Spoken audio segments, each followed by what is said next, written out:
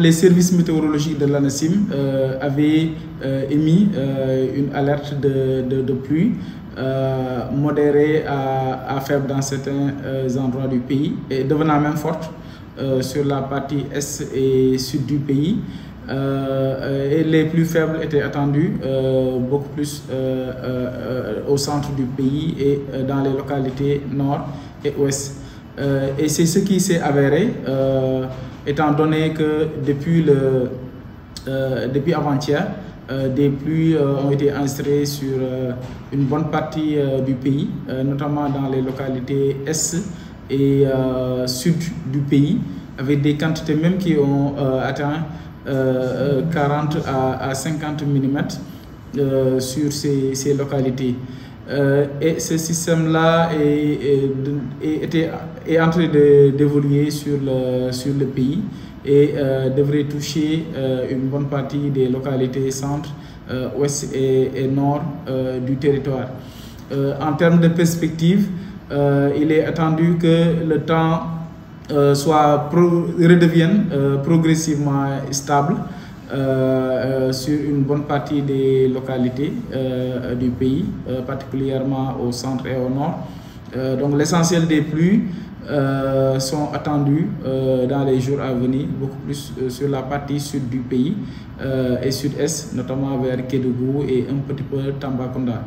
Et la semaine prochaine, tel que ça a été dit dans le bulletin mensuel, donc on s'attend à ce que le temps soit stable sur une bonne partie du pays, hormis le sud bien sûr, où nous avons toujours la présence de la mousson et de ce fait, quelques pluies resteront toujours enregistrées.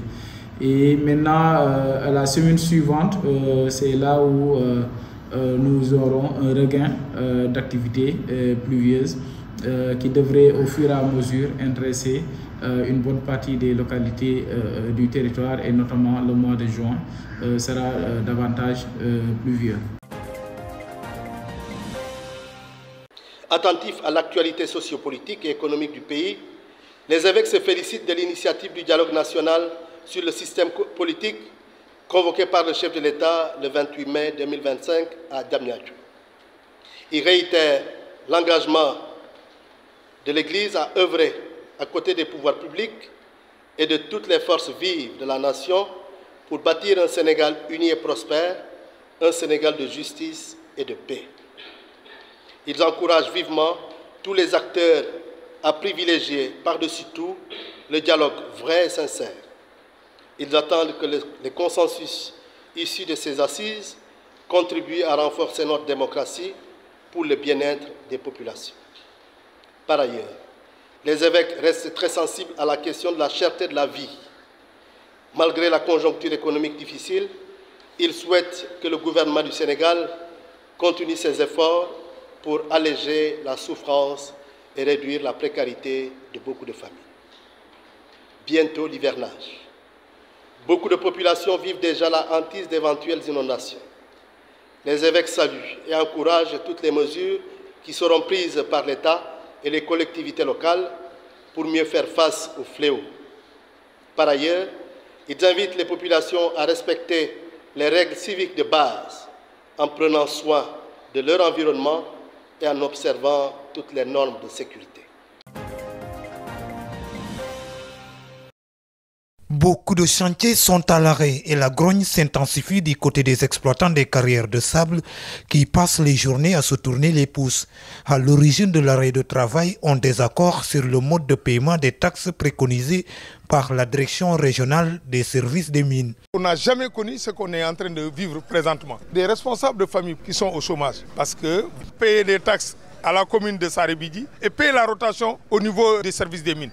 C'est financièrement, économiquement impossible. Un pneu de camion, ça coûte 150 000, 200 000. Chaque camion te prend 6 à 10 pneus. Si on ne peut rien gagner dans nos activités, il faut arrêter. Nous demandons aux autorités de faire preuve de clairvoyance, surseoir à cette mesure-là. Du côté de la direction régionale des services des mines, l'on soutient qu'il ne s'agisse pas de taxes supplémentaires, mais de l'application des dispositions prévues par l'article 77/2016 portant code des mines. Antérieurement, payé la mensualité à 30 000. Je les ai rappelés juste l'article 77 de la loi 2016-32 du 8 novembre 2016 portant code minier. Vu que l'ancien système qu'il a adopté n'était pas conforme à la loi, donc maintenant ils vont payer par chargement. Pour les camions de 8 mètres cubes, c'est à 2400 francs. Les camions de 16 mètres cubes, 4800 et les camions de 20 mètres cubes, c'est à 6000 francs.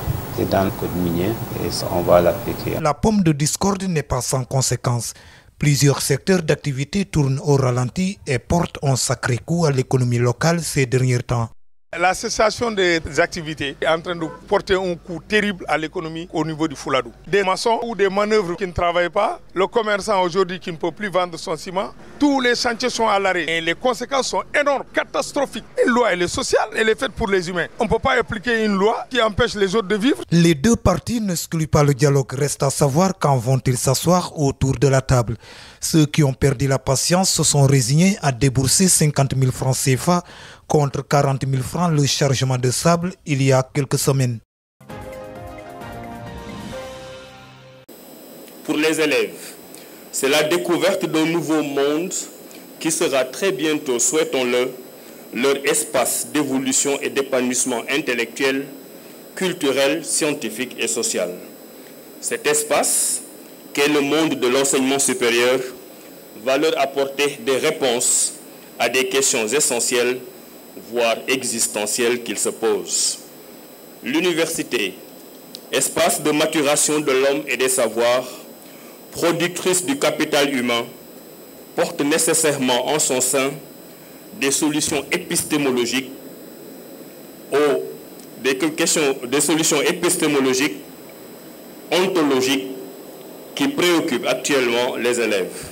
Aujourd'hui, c'est la rencontre des jeunes et de leur avenir. Quel sera cet avenir? Comment sera-t-il façonné? Où, comment et par qui? Il s'agit là de questions qui peuvent sembler banales, à la limite prosaïques, mais qui interpellent le devenir de la nation. En effet, l'avenir des élèves façonne le Sénégal de demain, car c'est eux le Sénégal de demain. D'où toute la pertinence de notre rencontre des 3 prochains jours qui démarre ce matin. C'est pour cette raison que nous avons réuni dans un espace unique l'ensemble des filières de formation qui existent dans toutes les structures d'enseignement supérieur public ainsi que dans la plupart des établissements d'enseignement supérieur privés pour que les élèves, futurs bacheliers, aient l'éventail de choix le plus large possible pour déterminer l'orientation qu'ils veulent donner à leur avenir. L'orientation pédagogique devra cesser de relever du hasard. Mesdames et messieurs, un choix n'a de sens que s'il est suffisamment éclairé, s'il repose sur des considérations objectives et rationnelles. Un choix de filière de formation doit prendre en compte les capacités et potentialités de l'élève, son projet de carrière, mais aussi l'offre qui est mise à sa disposition. Pendant longtemps, nos élèves n'avaient pas cette possibilité et le plus souvent, ils s'inscrivaient dans d'autres formations ou dans des formations qui ne répondent pas à leurs capacités ou à leur volonté. Les choix étaient hasardeux, au mieux dictés par des tiers. Cette semaine dédiée aux archives a été l'occasion pour l'EBAD, en collaboration avec la direction des archives nationales, de se pencher sur la politique nationale des archives au Sénégal. Le directeur de l'EBAD, École des bibliothécaires, archivistes et documentalistes du Sénégal, en a profité pour lancer un plaidoyer. Nous sommes dans des pays où, dans les discours politiques, on entend souvent parler de transparence, on entend souvent parler de redevabilité. on entend souvent parler d'efficacité administrative et de bonne gouvernance. Et nous savons tous que ces éléments-là ne sont possibles que s'il y a une bonne gestion des archives. Et ça commence d'abord par la mise en place d'une maison des archives. C'est important parce que le Sénégal conserve au-delà même des archives, en tout cas, conserve la mémoire de la OEF. Et ça, c'est important. Il a poursuivi son intervention en dénonçant le manque de recrutement d'archivistes. Les archivistes sont bien formés, mais malheureusement, il n'y a pas de recrutement. Dans les institutions, dans les ministères, dans les entreprises, on fait appel aux archivistes que s'il y a des difficultés, s'il y a des problèmes. Alors que tous ces aspects-là doivent être pris en compte en amont dans le cadre d'une politique nationale des archives. C'est la raison pour laquelle je me suis dit qu'il est important de faire ce plaidoyer en ce moment-là, parce qu'il n'y a pas meilleur prétexte que la Journée internationale des archives pour ce plaidoyer, et en espérant que les gouvernants, les décideurs puissent entendre ce plaidoyer et au moins avancer vers les propositions qu'on a faites. De son côté, le nouveau directeur des Archives nationales du Sénégal est revenu sur les projets de l'État en matière d'archives. Il a notamment souligné la présence limitée de professionnels archivistes. Il s'agira aujourd'hui de faire en sorte que la direction des archives du Sénégal puisse faire le maillage du territoire, parce qu'à ce jour, nous sommes présents que sur 5 régions, que dans 5 régions sur 14, notamment à Dakar, Saint-Louis, Thiès, Kaolack et Fatick. Donc il s'agira pour nous d'étendre ce réseau, de le densifier, de faire en sorte que les archives du Sénégal puissent être présentes dans toutes les collectivités territoriales, mais aussi, on va peut-être en reparler tout à l'heure, la question de la digitalisation et de la numérisation, parce que nous sommes à l'ère du numérique. Cette journée de réflexion axée sur la performance, la transparence administrative et la préservation du patrimoine archivistique a mis en lumière une gestion jugée insatisfaisante des archives au Sénégal. Selon le directeur de l'EBAD, le Sénégal ne sait pas ce qu'il y a dans ces archives. Il a également rappelé qu'il n'existe toujours pas de maison des archives. Il appelle donc l'État du Sénégal à réagir rapidement.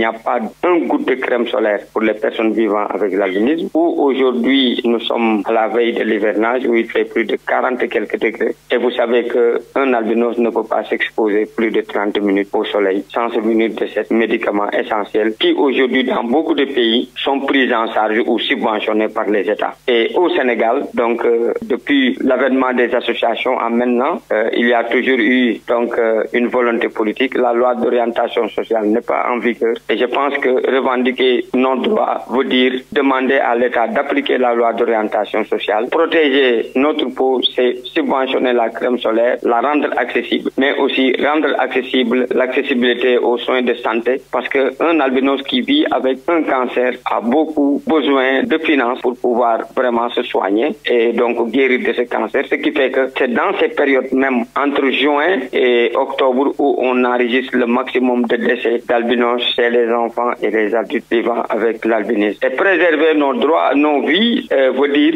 le vote d'un projet de loi spécifique. On a eu des démarches avec Amnesty International qui malheureusement s'est décliné et s'est lancé dans d'autres chantiers. Mais nous lançons un appel aux organisations de droits de l'homme parce que nous préparons une marche dans les jours à venir à Dakar devant l'hôpital principal qui est près du palais présidentiel et de la primature, parce que depuis un an, nous avons commencé des séries de lettres de demande d'audience à l'endroit de son Excellence, le président de la République, Bassirou Diomaye Faye. Malheureusement, certains ministres nous ont reçus par l'intermédiaire de leur directeur de cabinet et depuis lors, il n'y a pas eu d'avancée. La conférence des Nations Unies sur l'océan de Nice s'est invitée le temps d'une matinée dans la commune de Parier. La pollution plastique des fonds marins dans les localités côtières a fait l'objet d'un forum avec les communautés. Rufisque, Bargny, Yoff ou Palmarin, dont on nous a parlé tout à l'heure, ça aurait pu être n'importe quelle ville. Donc c'est un peu le choix du hasard. Ce qui est important pour nous, c'est que la conférence des Nations Unies sur l'océan a permis quand même aux États présents de prendre des engagements. Et il y en a un qui a particulièrement attiré notre attention parce que nous vivons au Sénégal. C'est un traité qui est l'appel de Nice, qui a déjà été signé par 95 États, dont le Sénégal et qui vise la réduction de la pollution plastique. Les parlementaires sénégalais se sont engagés pour l'application de la loi sur la prévention et la réduction de l'impact environnemental des produits plastiques pour une gestion efficace des déchets. Depuis son adoption, l'application de la loi n'est pas, en tout cas son effectivité reste à désirer. Et je pense que nous, en tant que parlementaires, nous avons un rôle important à jouer par rapport à cela, surtout par rapport à la sensibilisation, à ce que le décret d'application soit en tout cas mis en vigueur et que également l'État puisse prendre les engagements nécessaires pour une application effective de cette loi. Et nous, en tant que parlementaires, comme je l'ai dit tout à l'heure, on s'engage à accompagner l'État du Sénégal pour une effectivité de cette loi-là. La mairie de Bargny, en partenariat avec des organisations comme le Club de réflexion et d'action citoyenne, a mis en place un programme de tri et de recyclage des déchets plastiques. L'Office des forages ruraux OFOR et la Sénégalaise des eaux rurales ont mis les bouchées doubles pour permettre aux populations du département de Linguère d'accéder à l'eau potable. Sur 18 forages qui étaient en panne, 13 ont été remis en service. Justement, sur les forages qui étaient tombés en panne, nous avons équipé à apporter des groupes électrogènes, des équipements d'exor et des équipements électriques pour les remettre en service. Et c'est le cas de ce qu'on a fait aujourd'hui à Moula. Je crois qu'avec l'OFOR, nous avons remis en service plus de 13 forages sur les dernières 2 semaines. Et donc aujourd'hui, c'est avec beaucoup de plaisir que nous constatons la joie des populations. Le gouvernement actuel œuvre à professionnaliser le service public d'eau en milieu rural. Et donc c'est ce sur quoi nous travaillons avec l'Office des forages ruraux, à incorporer les forages qui étaient gérés auparavant par les ASUFOR. Et donc l'idée, c'est d'apporter une expertise métier sur la gestion du service public d'eau en milieu rural. Dans cette commune, l'eau du forage était salée. Les habitants parcouraient plusieurs kilomètres jusqu'à Mbeléré ou Mboynan à la recherche d'eau potable. Après 5 ans d'attente, les populations de Moula sont effectivement heureux aujourd'hui de retrouver des services d'eau potable qui est à la niveau des attentes, même s'il reste à travailler sur les réseaux pour améliorer le rendement. Parce qu'au niveau du milieu rural, actuellement, on se rend compte que la population, le taux de rendement du réseau est inférieur à 60%. Ça veut dire que quand nous produisons 100 mètres cubes d'eau, il n'y a que 60% qui sont vraiment consommés. La situation était très compliquée à Mboula où les populations manifestaient leur joie de voir l'eau couler du forage mettant fin à presque 10 ans de calvaire. On avait tous les problèmes du monde. Pour boire de l'eau potable, il fallait acheter des sachets. Et c'est accessible, ce n'est pas à la portée de tout le monde. Mais aujourd'hui, l'eau potable jaillit à Moula grâce à l'OFOR, grâce à la SDR. Et c'est le moment de remercier le gouvernement. Les directeurs généraux de l'OFOR et de la SDR en visite dans le département de Linguère ont apporté des groupes électrogènes et des équipements électriques au village de Medina Alba, Kilipdek 1, Kilipdek 2, dans l'arrondissement de Yaya.